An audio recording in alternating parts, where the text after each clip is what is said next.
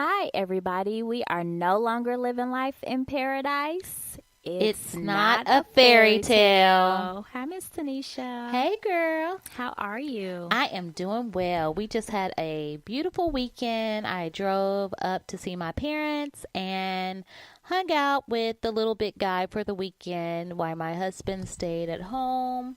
So we just had like a real bonding experience being on the road.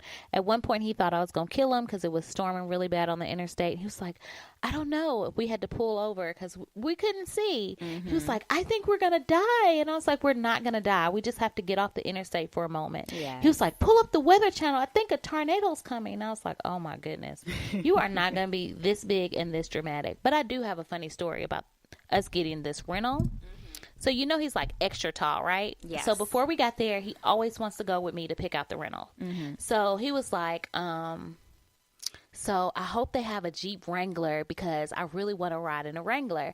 And when we got there, she was like, well, we can upgrade you to the Wrangler for free with no problem. So he was like, cool, or whatever. And it was like, perfect. So it was hard for me to get up in the Wrangler. So I knew it was going to be very hard for my grandma to get in there. And so, it was a 2-door, mind you, and the top came off. So I pretty much realized that my grandma was not going to be able to fit in that truck. And so I was like, this is a no-go. He was like, no, let's try it. I was like, you're not going to be able to fit in that back seat because your legs are extra long. Girl, why did he clam in the back seat? I adjusted the seat to go up as far as it could go. Why did he get stuck in the back seat of that car? And we could not, I had to help him get out. Oh my gosh. His feet couldn't even get through the door. His legs are so long though. Yes, his feet couldn't even get out. And I didn't even realize that some people with very large feet cannot get in and out of cars because there's only a small space for your foot to pass through. He has to like turn his foot to the side. It was like super, he was so embarrassed. I was like, that's not the car for you. He's like, I always wanted one of these, but I can't even get in there. I was like, no, dude, you can't. No. But maybe it doesn't have to be a sport. Maybe if he gets a regular Wrangler. So I'm glad he's over this whole I want an expedition and live in the projects life when I helped him do his budget as a kid while he works at McDonald's for $8 an hour with his expedition and his gas costs and insurance is all he could afford. So maybe this will be a different car. But I just thought that was hilarious that he got stuck in the car. Yeah, I would find that funny as well. But you know, you got to show them better than you can tell them. That is so true. They hard-headed when they get in their teenage years. I know, they hard-headed at a young age. Like, my daddy had to hem up my child. No way, not your daddy. Yes.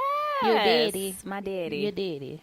Girl, my little one wanted some ice cream.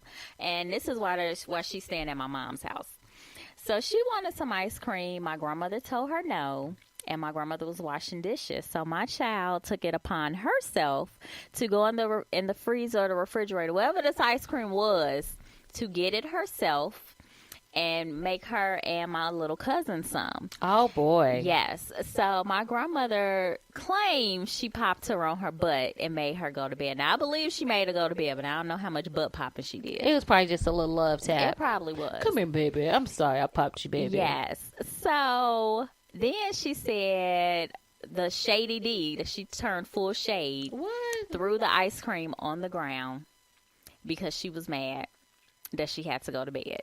Like a whole carton or like some I ice don't know. cream sandwiches? It hit the floor. That's all I know. And it was very rude and very disrespectful. And she know better. And your daddy got in her butt.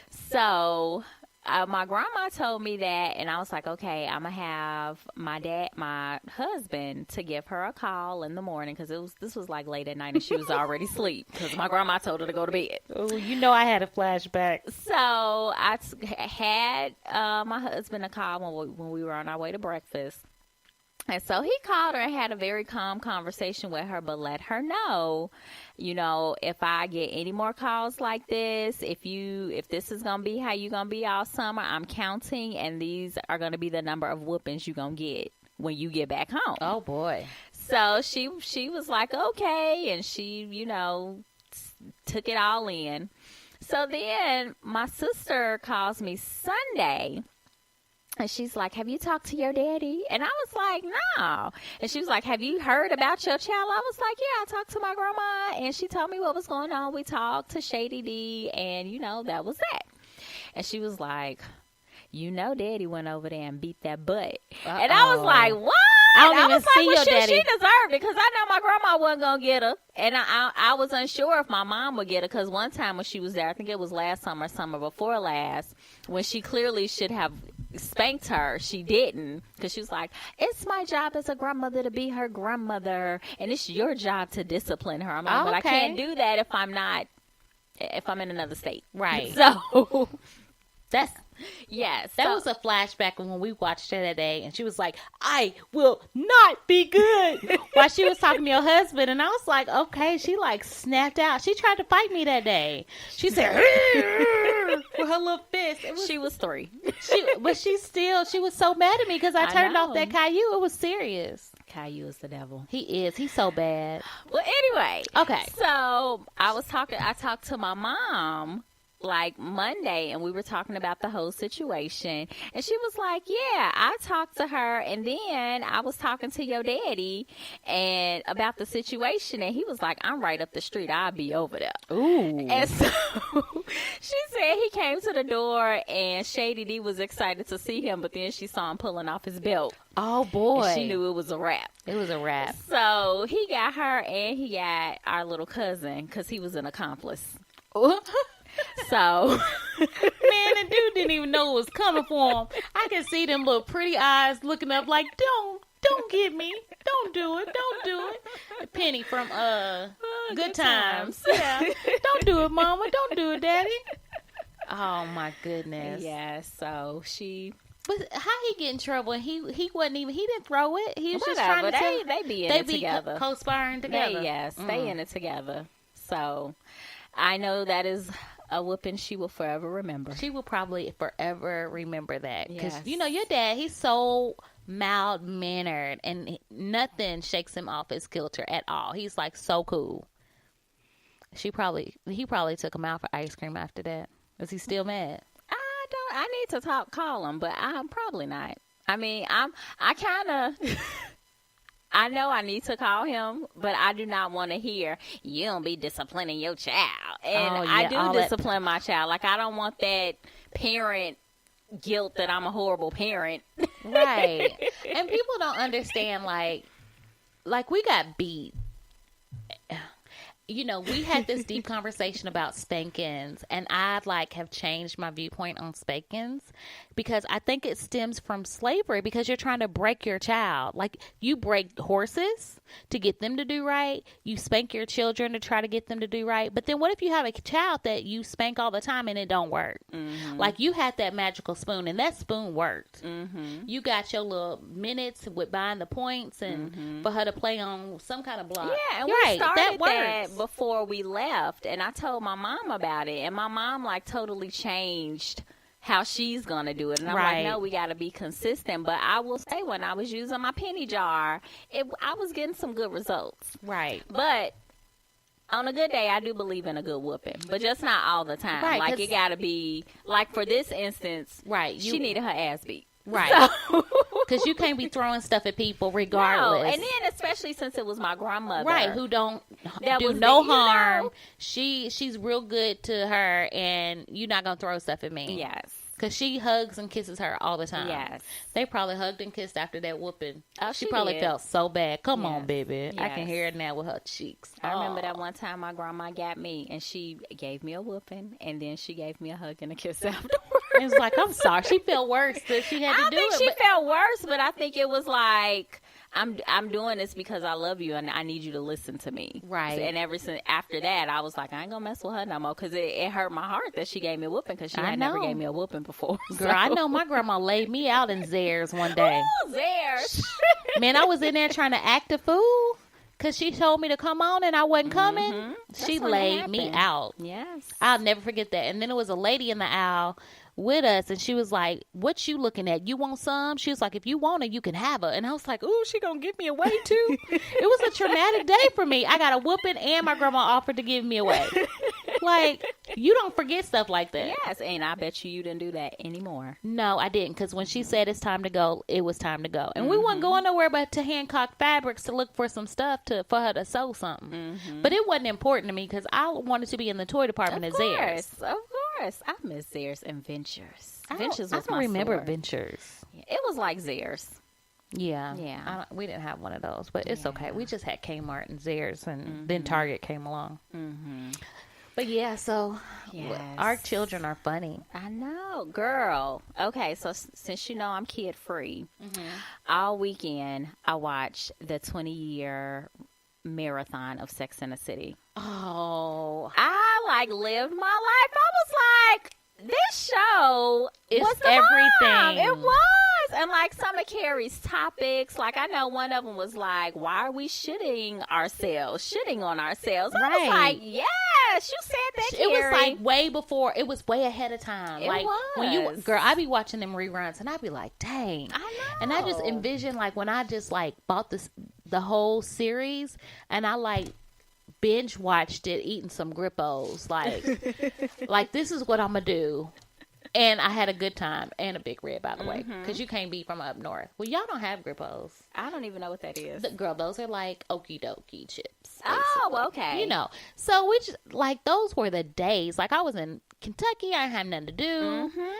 I ain't had no friends because people were weird, but I fell in love with Sex and the City. Yes, and I'm gonna pull out my collector's pack. You should. And girls, VHS. What am I play that on? Oh no, it is DVD. They got on DVD. I got some VHSs because they was on sale at that. I do. Store. I have season 4 on VHS. I think I got rid of it when we moved though. Well, we can just buy it. I'm pretty sure it's on demand on HBO. I pay for that subscription. Okay. Yes. But then it tripped me out just watching how comparing it to times now and then watching the technology change throughout the seasons. Right. When the cell phones, you first started seeing the flip phones, and then them talking about texting, and then her talking about sending an email to Aiden, and then it went to, well, I need to figure this out. Let me Google it. So it was just watching that part of it. And then Samantha was talking about going to a Harvey Weinstein party. Ooh, yeah. I was like, oh my goodness. Then to now is amazing. She was probably getting felt up. She probably was. She was probably part of the Me Too movement. No, she wasn't part of the Me Too movement. No. She was like, I'm down with this shit. Yes. When we going out again, dude? I'm down with this shit. Oh my God. It was one episode where she met this guy and he was very, very well endowed, and he told her that. She was like, oh yes, let me see. Right. And then he pulled it out, girl, and she coughed I know I can't hang. Right.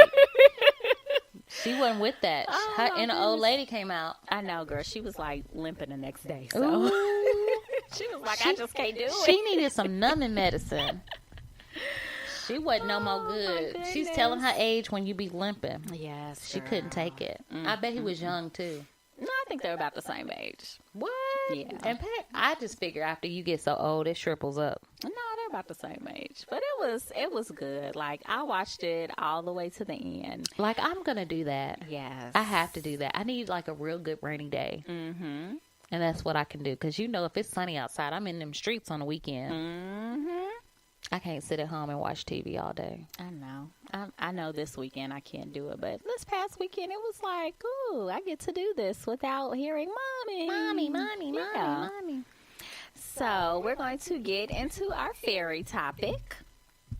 And this week's topic is going to be, don't make your in-laws your outlaws. But then sometimes them being your outlaws may not be a bad thing.